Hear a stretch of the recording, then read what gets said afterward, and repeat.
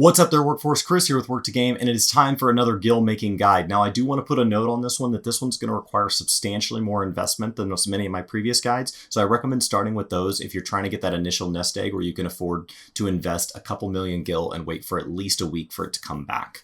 But I have made, I don't know, 4 or 5 million gil this week off of this, just verifying that it works. And then, of course, I know that there may be a brief depression on my server because an abnormally large number of you play on Sargatanas as opposed to any other server, but it will bounce back over time as people go back to spreading out what they do, and you can just jump from method to method to method. So these videos are always a good reference long term because these methods don't really go away unless Square drastically changes something. So I'm in Kugane here, and I'm next to the market board, and there's an armorer, and I can go to the armorer and I can purchase fieldcraft gear.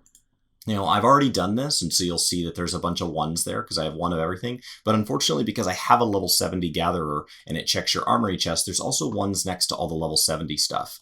Now, one of the ways that you can use this to your advantage, especially with sub-level 80 items, is you can just make sure that there's a one next to everything. And then any items that are maybe selling below vendor price, instead of just getting rid of those, keep them in your chocobo bag as a red flag not to buy that item again. So you don't have to keep a written list. And then you can just get them out because it won't detect your chocobo bag. So if I just keep all these, if these were all non-sellers, I could go put these in my chocobo bag and then it would go back to being zeros. And then the next time I want to restock, I can pull them from my chocobo bag or from a specific retainer out into my inventory and then make my rounds. Because you could also go as far down as Foundation, I found also can be profitable, but it's a much higher risk that there's items being sold below vendor. I don't know if it's just because the leaves or the quests rewarded, or it's just those items are really easy to craft at this point, but the higher level stuff tends to be where I get a consistent profit margin across the board. So I work my way down from Crystarium to Kugane to Foundation when I'm filling my retainers up. So we're going to go ahead and go back to Crystarium here, and we're going to talk about,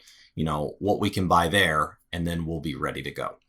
So another trick you want to have for this is you don't have to have a crafter or gatherer to do this, but if you do, you can avoid an error message and like a little extra dialog box. So it just makes it less tedious if you have a crafter or gatherer up at level 80.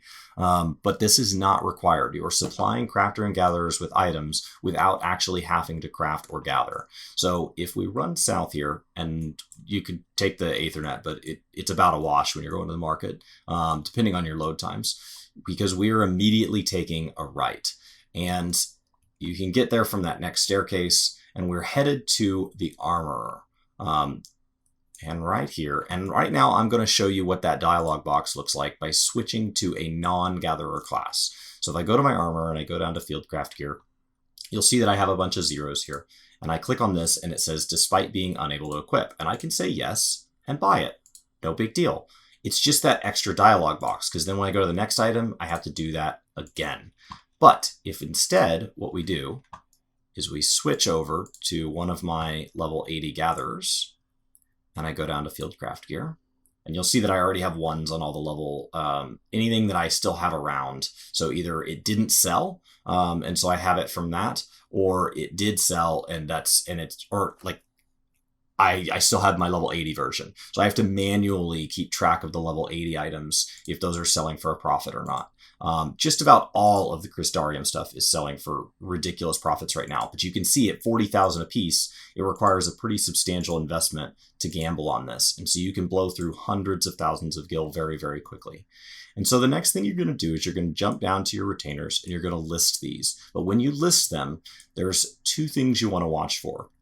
First, you only want to undercut by 1 gil. And people say, well, if I undercut by just 1 gil, they're just going to undercut me by 1 gil. Yes, but they're going to do that to you regardless. If you undercut me by 10,000, I'm still going to undercut you by 1 gil at your new price. So that doesn't stop me from doing that. What it does do is it drastically causes the market to step down, and it cuts the profitability out of this.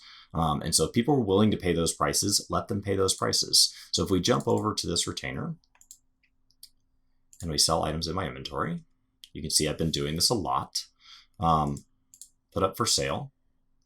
See if we can find one. You see high quality here. Now, if the lowest price is high quality, what you want to do is you want to go out to history, and you want to look for what the low qualities have been selling for. So these have been selling for around that 79 78,000. So if there was no low qualities listed, I would maybe at the highest try 80,000 and try to increase it by 1,000. And then if that one sells, I'd try 81,000. And I would do that until I found the normal quality wasn't selling. And then after a couple days, I would lower it back down to 79,000 and then back down to 78,000. And then I'd probably just leave it there for a bit and eventually, you know, maybe 77, 76 if it was the only one and it wasn't selling, knowing that we really didn't pay that much for this. So if you go to your tooltip here, you can see the shop selling price is 22,170. It's right there in the tooltip. Maybe somebody doesn't know where that shop is. Maybe they don't care, or maybe they don't know how to read the tooltip.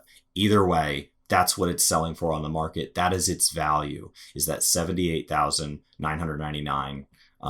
That's what that sells for. So just keep in mind, the other thing you want to watch for is you want to not be tricked by stuff like this. 23,000 looks like a lot of money, but if you look at shop selling price, I purchased this for 24,045, which means I would sell it for 23,000. There would be a fee, and I would have tied up 24,000 in my gil for the opportunity to sit and use up one of my retainer selling slots and wait on less than 23,000 to come in.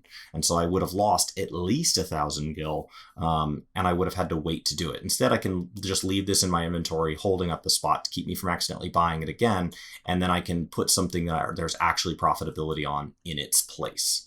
And so you can see these items, these are the foundation items, but if I jump to some of my other retainers, these get highly profitable very quickly. Some of these Cristaria items have been selling for over 100,000 gil.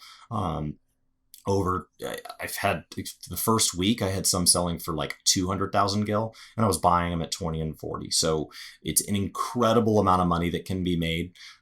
You just have to stay on this. And this is a method that takes a lot longer. So it ties up your retainer slots for a very long time. I've had to stop doing my materia method for over a week now to see if this one's working, because it just takes longer to sell. So if you're somebody who doesn't check in with your retainers very often, you have lots of money, but you'd like to have more money, this is a great method to consider, because it will just kind of tie up those retainer slots with items that you have an unlimited supply of that you can make profit on slowly but surely off of a big initial investment. That big initial investment is what stops too many people from doing this, but it also means that there's a risk of losing it if you don't pay attention to those shop selling prices in the tooltip and how much people are undercutting things for.